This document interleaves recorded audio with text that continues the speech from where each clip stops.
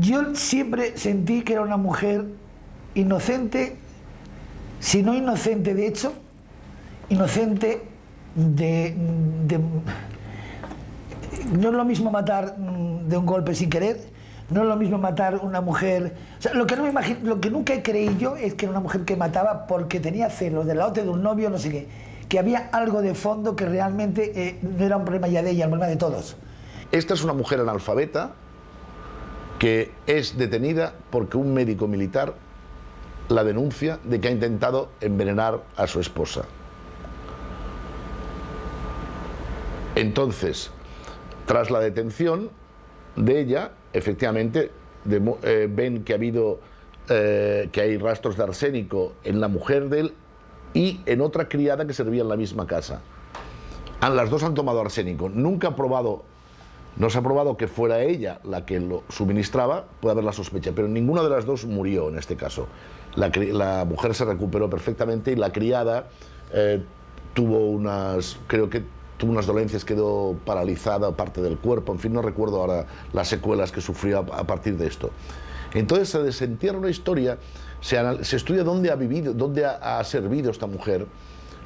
Y claro, era una mujer que tenía ya 30 y algún años y llevada desde los 12, echada de su casa, de un pueblo de Castellón, condenada a ir sirviendo de casa en casa en Valencia.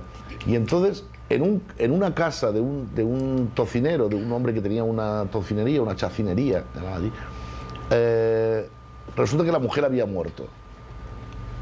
Se desentierra la mujer y hay unos rastros de arsénico que no se ha descubierto antes, no se ha visto antes. Y entonces, todo esto hace suponer que ella ha administrado arsénico. Por ejemplo, en el caso de la chacinera era para sustituirla, pero en el caso de la mujer del médico militar resulta absurdo que una mujer totalmente ilustrada, muy tosca, más bien feucha, sin conocimiento, sin ningún sentido de lo que es la vida social, pretendiera sustituir a la mujer del médico.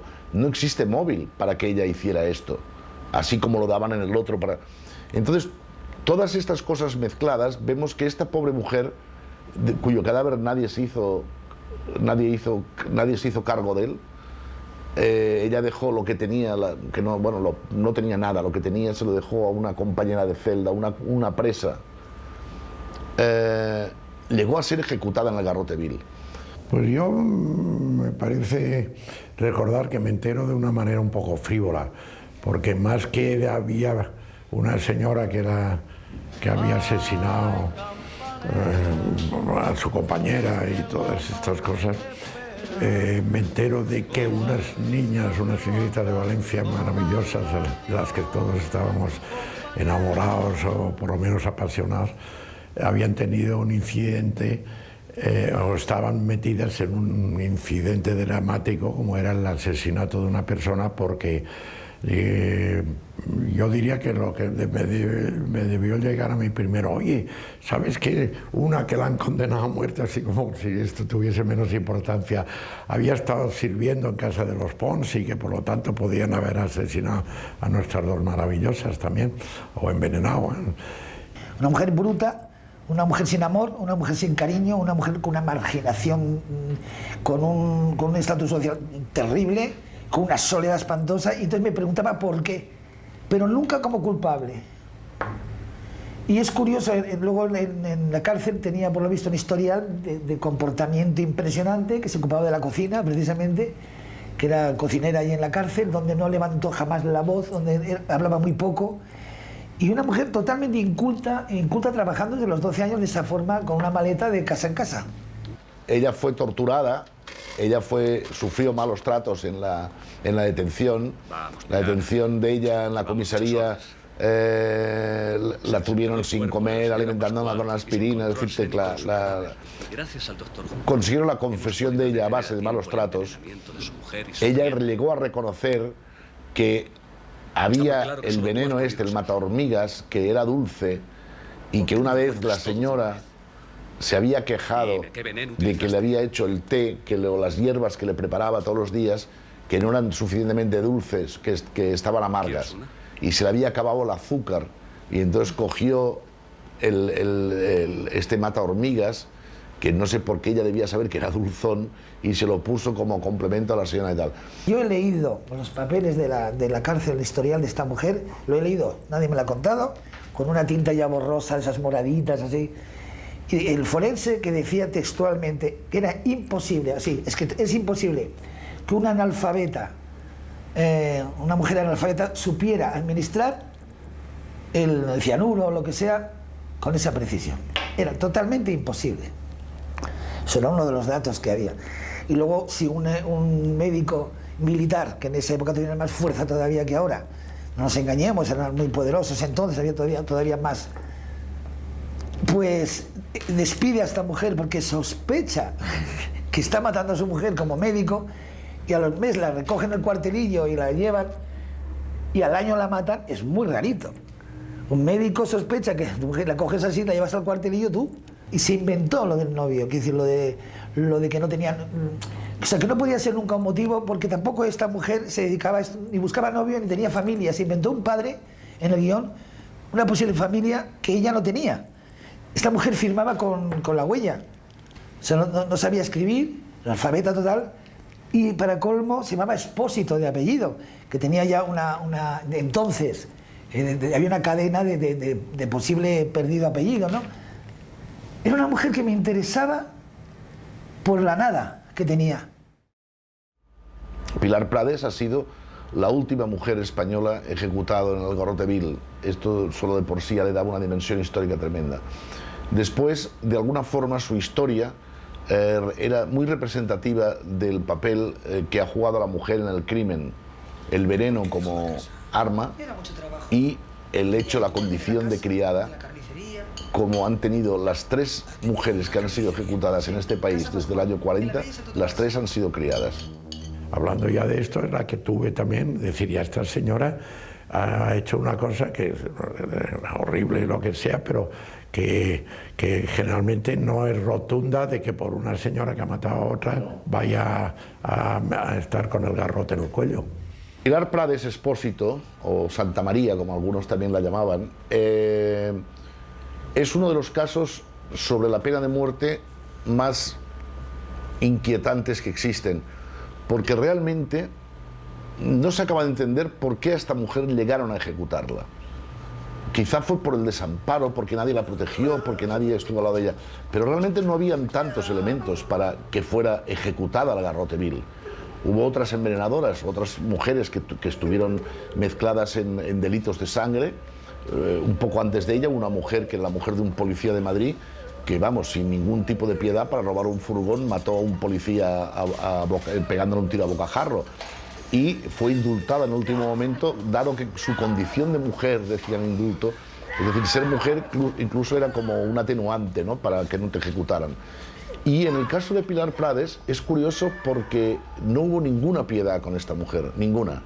Y hay muchas dudas, incluso, de que realmente ella hubiera cometido los delitos que se dicen. Por eso, nosotros en la película no la titulamos La envenenadora de Valencia, sino se titula El caso de las envenenadas de Valencia, porque siempre hemos querido dejar una puerta abierta a ver qué ocurría. Se montó el Garrote Vil en el patio de la cárcel. Es que eso es para que no llegaran indultos, o sea, porque estaba en camino el indulto y se podía llegar de un momento a otro. Y entonces dijeron ya aquí mismo, y en el patio de la cárcel de mujeres se montó en la silla trajeron el Garrote Vil y ahí mismo la mataron a un amanecer. Y además es mucho más tremendo lo que resulta cómo fue la ejecución. Porque esta ejecución, que fue presenciada por varios testigos, entre otros, curiosamente, el médico militar que la había denunciado pidió asistir a la ejecución, voluntariamente, y asistió. Pero asistió también un fiscal, que entonces era joven y prácticamente debutaba, hoy ha desaparecido ya, Jesús Vicente Chamorro, un fiscal que siempre ha estado con la parte más progresista de la justicia, y este a mí me contó un día que simplemente el haber presenciado aquella ejecución era el argumento más evidente que existía en el mundo para estar contra la pena de muerte. Porque lo que se hizo en Valencia en la madrugada aquella de mayo del 59 fue una auténtica barbaridad. un verdugo que no la quería ejecutar porque estaba mal informado y no le habían dicho que tenía que ejecutar a una mujer. La presa, la rea, insultando al verdugo, diciéndole que cómo se atrevía a ejecutarla ya, que si no tenía madre. Los directivos de la cárcel no sabían qué hacer, los tuvieron que dopar a los dos, tuvieron que administrarles ansiolíticos y fueron prácticamente a rastras los dos, llevados por la Guardia Civil al patíbulo cada uno para cumplir con su papel, uno el del verdugo y la otra la del reo. Hay, igual que las adicciones, pero también hay las obsesiones a que a cada uno nos nacen desde joven. Y yo lo de la pena de muerte, no sé en razón de qué, bueno, así infantilmente podría decir, pensar que a lo mejor me puede también ponérmela a mí. Y ya, no sé por qué razón ha sido una obsesión mía el estar frontalmente y airadamente y todo eso enfrente de la pena de muerte. Es que exista una muerte que esté metida dentro de la supuesta civilización, de que se pueda matar a una persona, es una irritación que no comprendo cómo pueda subsistir aún en ningún país que se pueda matar. Puede haber asesinado a 200 personas, el que sea, con eso, pero que la sociedad mate es una cosa que me saca de quicio, desde luego. Yo hablaba mucho con ella, yo decía, yo quisiera dedicarte a algo que te quedaras tú contenta, dar lo más humano de ti, que si me equivoco mucho, que tú me lleves un poco, que me des toda la fuerza que haga falta para tu beneficio, no para el mío, que yo compartiré más cosas o necesitaba que ella, pero es muy difícil. Todas esas preguntas, cada uno, que es muy delicado de contar esto, sí que puedes parecer una perturbada de repente. El personaje era muy fuerte, de Pilar Prades, y entonces habíamos manejado algún nombre, pero Pedro tenía claro el tema de Terele. Creo que es lo que sí le ocurrió. Cuando un director tiene claro algo, a todos nos parecía bien. A mí lo que Terele nunca, es decir, que todos la mirábamos mucho como actriz, nunca había llegado a ser un protagonista de estas características. Entonces se hablaba en concreto el nombre de que se especulaba era Berta Riaza, que sí que era una actriz con una base teatral, una base de interpretación fortísima, pero desde luego al ver a Terele no imaginas que Pilar Prades era Terele, ¿no? Hablar con la señora. Yo no sé trabajar sin un director, no tengo ni idea de nada, porque un actor, yo siempre digo que hacemos nuestra película y tenemos una película no tiene nada que ver con la película. La monotonía, la sordidez de ese personaje da precisamente todo lo demás. El recibir todo como igual, porque esa mujer recibe todo igual. En los buenos días se parece igual que las buenas noches. Me detienen igual que me echan. Toda su vida está tan perdido todo, pero sin saber que ha perdido. Se ha nacido ya así. Entonces los contrastes son precisamente en la indiferencia aparente, porque las emociones las tiene siempre por dentro. Entonces salen las cosas a fuerza de repetirlas. Y ese era el trabajo bonito. Esta mujer la da todo igual. Pero no es que la da igual, es que no sabe, pero a fuerza de repetirse llega un momento que ya se rompe, no sé.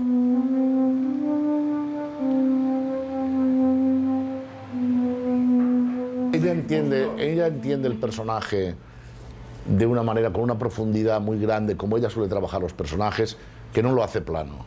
Es decir, ella es una mujer fea, es una mujer adusta, es una mujer antipática, es una mujer, y al mismo tiempo es tremendamente tierna. Con lo buena ama de casa que serías. En fin. Estos juegos son los que hace de maravilla Terele, o sea, es decir, que es cuando hay profundidad en una interpretación, es decir, construir un solo registro, bueno, se puede construir, pero es que en el caso de Terele, este personaje está construido de una manera magistral. A ver si esta vez aciertas y tienes más suerte. No, Paquita. Se cambia de amos, pero no de suerte.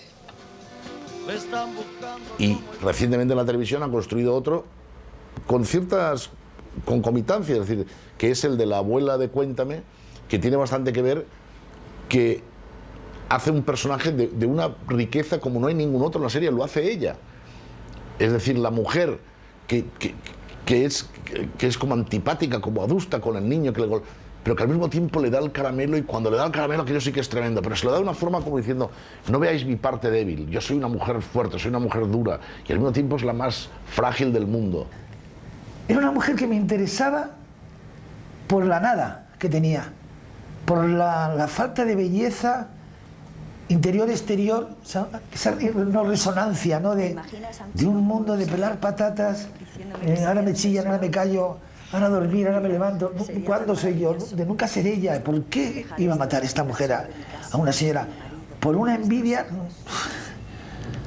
Y luego nos dimos cuenta de que se hubieran cambiado algunas cosas, de que yo se hubiera hecho estructurado de otra manera, si se hubiera sabido cosas que luego hemos llegado a saber. No quise porque me impresionaba mucho ir a la cárcel, saber, no quería, y fui. Me dijo, Pedro, es que tenemos una cita, la directora de la cárcel de Valencia, no seas tonta. Y entrar a esa cárcel y ver a las mujeres allí, a mí me afectaba mucho. Me daba mucho miedo meterme en la vida de esta mujer, miedo de dolor. Hacer un malo con corazón es lo complicado, y la historia del crimen sobre todo lo da que los malos, los asesinos, los psicópatas tienen corazón, todos ellos, y todos ellos en algún momento lloran, en algún momento tienen alguna cosa, es decir, que es lo contrario precisamente de lo que hacen. Ese momento a mí me parecía, donde esta mujer se expresa por primera vez, pero ya fíjate en qué momento se expresa cuando le dicen que la van a matar ya. O sea, que no hay indulto, que no hay nada. Ella no sabe ni lo que es indulto, me refiero. Habíamos llegado a la conclusión de que ella sabía que le iban a matar y punto. Pero tiene una leve esperanza mirando a una ventana, tal. Cuando ya que no, ese rompimiento del señor, ya es por los suelos, ya era como un gato. La primera vez que reacciona en su vida, yo creo, esta mujer. Ay, señorita. Que me van a matar, señorita. Todavía puede llegar el indulto, Pilar.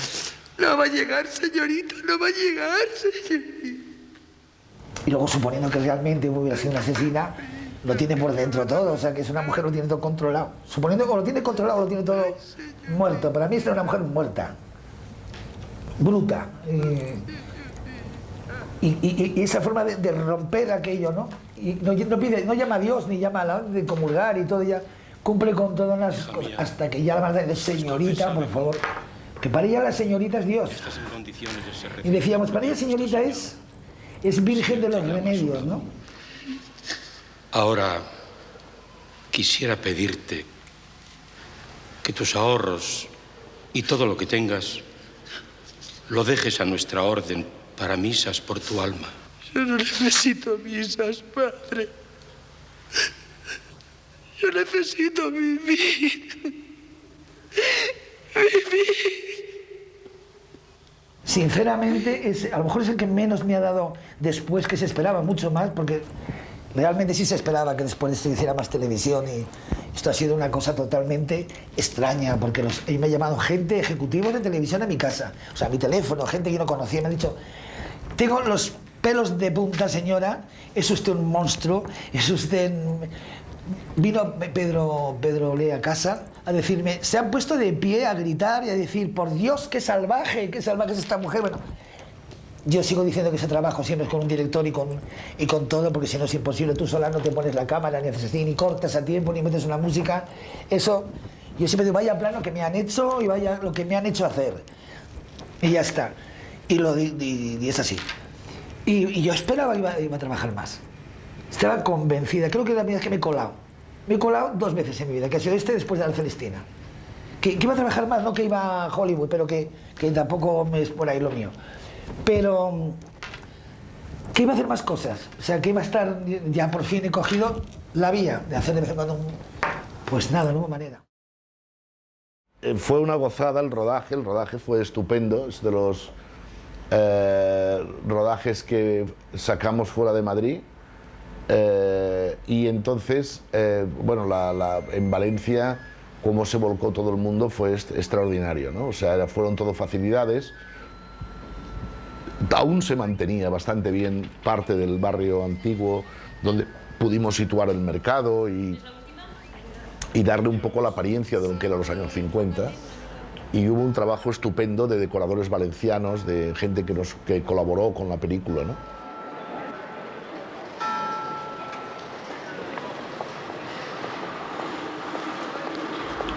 Una de las cosas más atractivas era el tranvía. Entonces ya no había tranvía, ahora vuelve a haber un tranvía que va hasta la playa o así. En aquellos momentos no había tranvía en Valencia.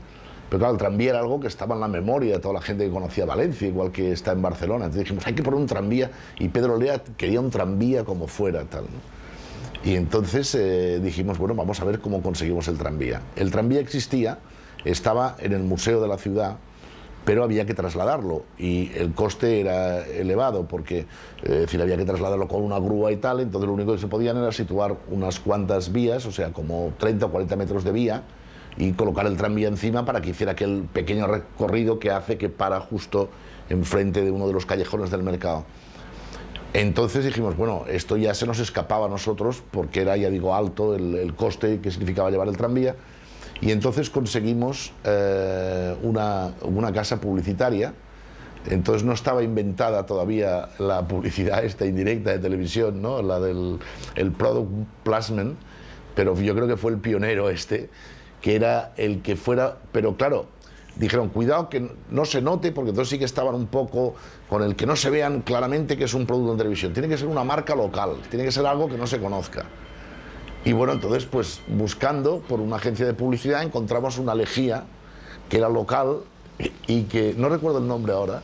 Lo que sí recuerdo es el eslogan que decía, lejía, no sé si la conocemos, para la mujer inteligente.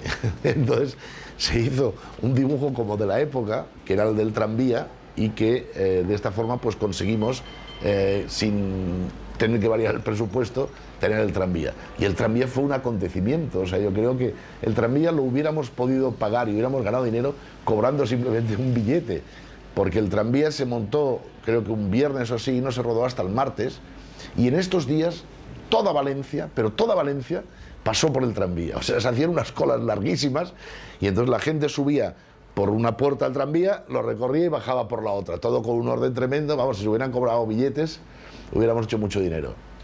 Los objetos, la carnicería, ¿cómo era todo lo que había en las balanzas, las cortinas, que me las regalaron, de cómo las miraba yo, y se quedaron en un coche de los trastos de cine, ¿no? Y se quedaron ahí por las cortinas, yo las perdí.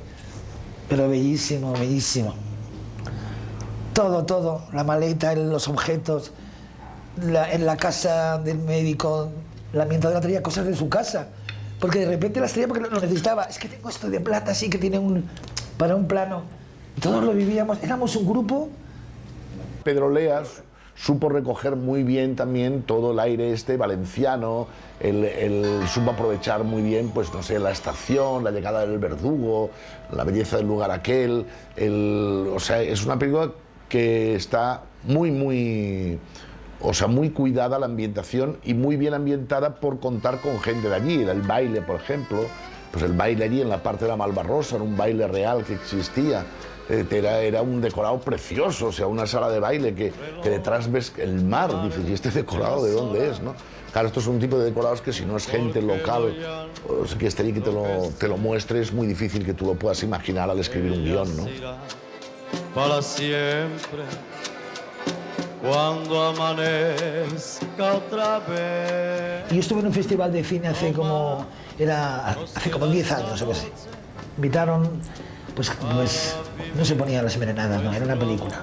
Creo que fue cuando se hizo Requiem por un campesino español. Entonces fue allí, y de repente una fiesta, y no sé cuánto, vamos a la Malvarrosa, que no lo conocía, yo no lo conozco, y entro allí, qué bonito, pues. Y yo muy de tacones y de festival y muy peinada y muy bien. Qué bonito, que es como antiguo esto, qué precio. Pero empiezo a notar una cosa así en el estómago y me cruzo así todo el salón y hago el mismo plano de Pilar Pradas cuando entra buscando novio y así mirando todo como queriendo incorporarse a aquel mundo, ¿no? Y me quedo delante justo del señor que está cantando, una orquestita tal, y veo que es el actor de que habían pasado ya como 10 años o 8 años, o no sé, pero que era él.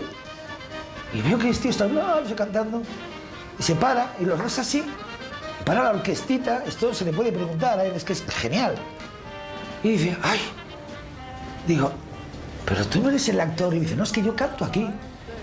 Y yo trabajé pero tú, y hablamos así, pero, señores, y empieza, señores, tenedle para ver, Pilar Pradas, se volvía loco, en las Menadas de Valencia, y la gente aplaudiendo. Y yo, mirando yo, en el mismo, me hice el plano de esta mujer con el cantante. Viene a ver, cuentan que amante espera la campanera con la ronda de las 3. Esto sirvió, por lo menos, para que se hiciera una de las películas más impresionantes, de las mejores de la historia del cine español, El Verdugo, cuyo argumento Berlanga sacó de un testimonio que a alguien le dio, que un abogado que asistió a la ejecución le proporcionó. Lo que se me fue informando de esto es que un abogado amigo mío me cuenta la ejecución luego y me dice todo eso que pasó, de que el Verdugo pues había sido el casi más protagonista del desespero y de lo horrible que es tener que matar a una persona, que la implicada, que también la pobre, creo que fue horrible. Últimamente sé que también el director de la prisión también tuvo un desvanecimiento, tuvo un problema también de eso, de absolutamente dramatizar hasta la biología de cada uno de ellos, ¿no? La primera vez en mi vida, esto es muy curioso, yo siempre en todas mis películas me han nacido de ideas y de cosas, pero nunca, como ha pasado a algunos colegas, o a casi todos, que visualizan lo que va a ser su película, la van visualizando conforme la van pensando. Yo jamás he visualizado, antes de decir Motor y Cortes, yo no había visualizado nunca, menos esta vez, que en el momento que me estaban contando esto, ya se me apareció de repente una imagen que era dos pequeños grupos arrastrando a 2 personas, una que va a matar y otra que va a morir. Y esa imagen, y además en un espacio blanco inmenso, que me costó mucho convencer a los productores que construyese, porque una cosa que no tenía ni mueble, ni atrezo, ni nada, pero les resultó carísimo construir en un decorado que fuese una enorme sala blanca, bueno, enorme lo que cabía en el plató del estudio. Y entonces es la única vez en mi vida, como te digo, que fue una imagen la que me condujo a pensar que ahí había una película. Impresionante como lo que estaba intentando recordar, que me ponían un capuchón cuando me mataban, y entonces en un ensayo me explicaron todo cómo funcionaba, pero que había algo que te sobrecoge porque estás sentada en ese sitio y las piezas estas que te colocan aquí tienen un sonido muy especial, es un ruido de hierro, ¿no? Y entonces fue tremendo porque dije, un momento, y entonces en programa les dije, no me fío de ninguno de vosotros, te doy muchos besitos, guapa, te queremos mucho.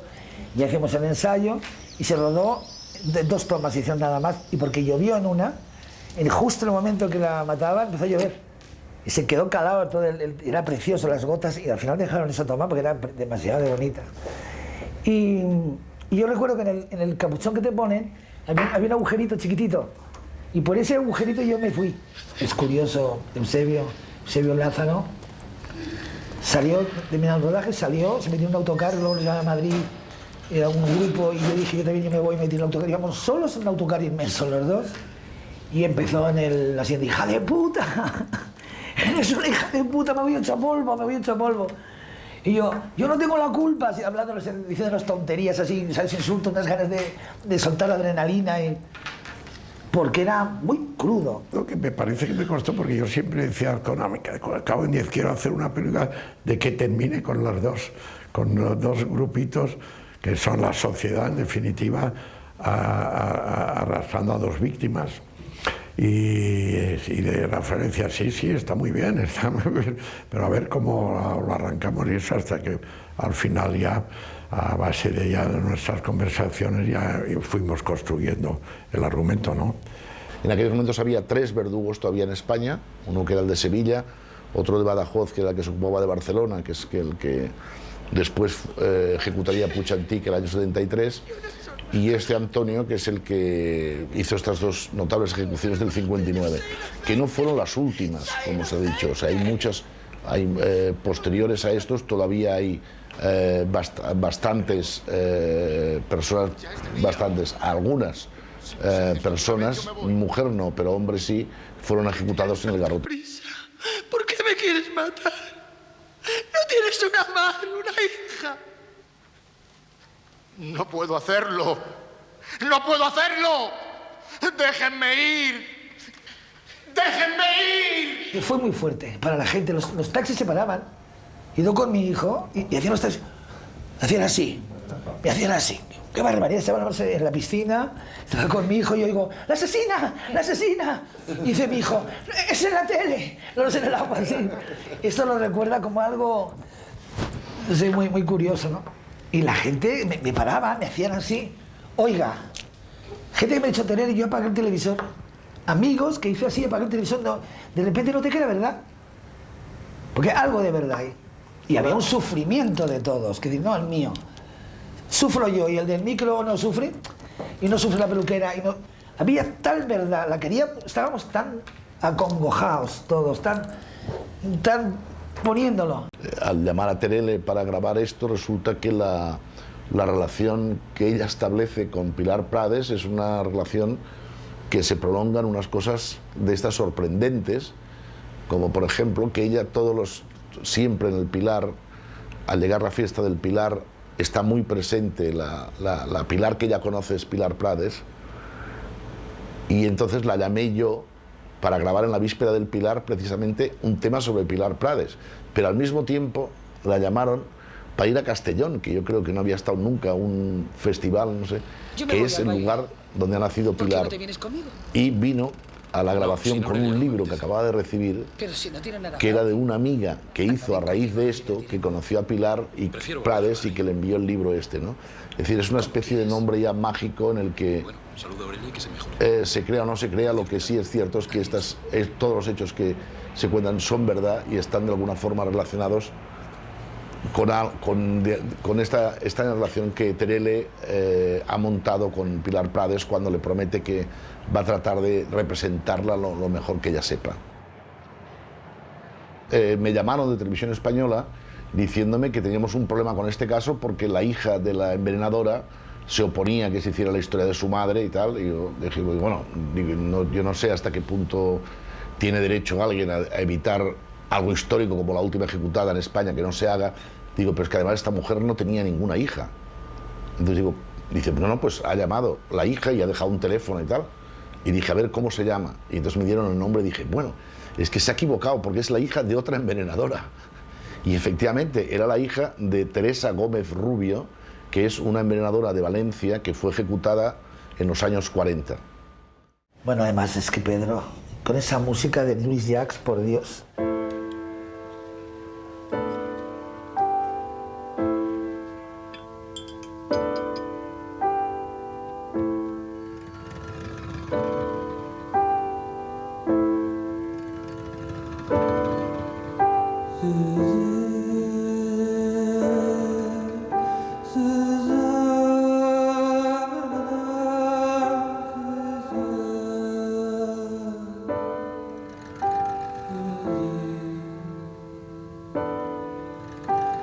Creo que en aquella época Pedro Lea estaba preparando un espectáculo, o no recuerdo cuál es el motivo. Hizo una amistad y un conocimiento con Luis Llach, estuvo junto a él, con él en Gerona, estuvieron hablando, y entonces le habló de la película, se encariñó Luis con la película, y entonces Pedro le propuso el que hiciera la música. Entonces me dijo, hombre, la música la va a hacer Luis Llach.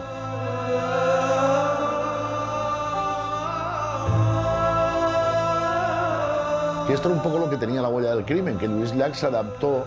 O sea, no fue decir, bueno, Luis Llach cobra tanto por hacer la música, quiere tanto, sino es decirte, ¿cuál es el baremo de la serie? ¿Dónde estáis situados? Yo os hago la música, encantado, la hago porque me apetece mucho hacerla, por el tema que me gusta mucho, por Pedro, por todo. Y entonces, pues, se supeditó a lo mismo que cobraban otros que eran desconocidos totalmente por hacer la banda sonora, que tiene algunos hallazgos realmente notables. Y entonces yo lloraba con Pedro, me decía, por favor te lo pido, porque buscar algo bonito a esta mujer, que no había manera.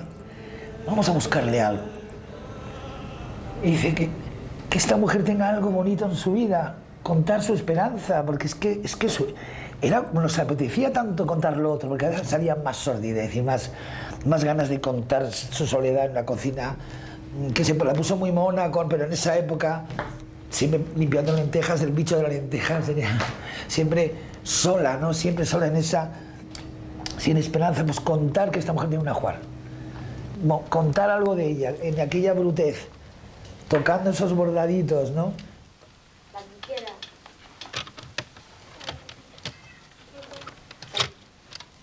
Venga, roba.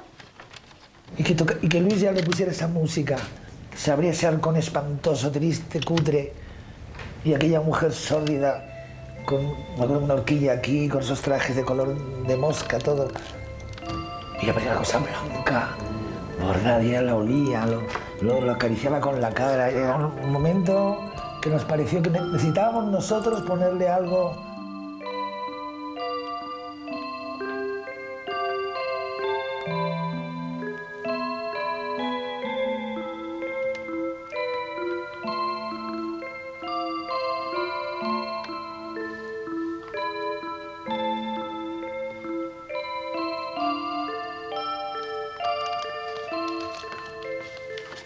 Oye, Pilar. Sí, creo que es la única que yo conozca, no ha hecho nunca más una colaboración, no tiene otra banda sonora.